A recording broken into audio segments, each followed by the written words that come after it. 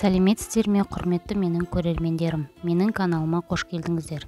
Тіркелуді ұмытпаңыздар. Лайк басып, комментарий жаза кетіңіздер. Бүгінгі сіздерге көрсететін қимылды ойыным ол мысық пен торғайлар деп аталады.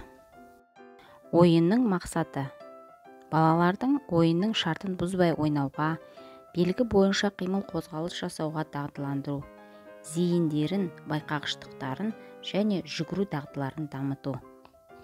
Балалардың арасынан торғайды сайлап аламыз.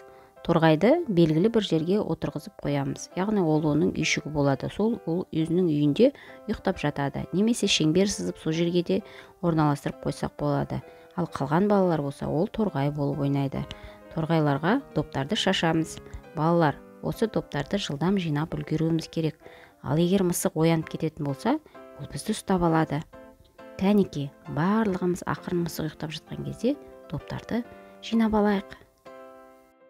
Нұсқаушының белгісі бойынша мысық оянады. Мысықтың оянғанын байқаған торғайлар жылдам жан-жаққа жүгіре бастайды. Егер де мысық торғайды ұстап алатын болса, ол оны өзінің үйіне апарып қояды.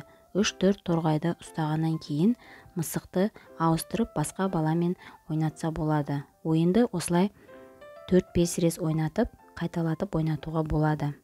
Егер де сіздерге осы ойын ұнаған болса, лайк баса кетіңіздер.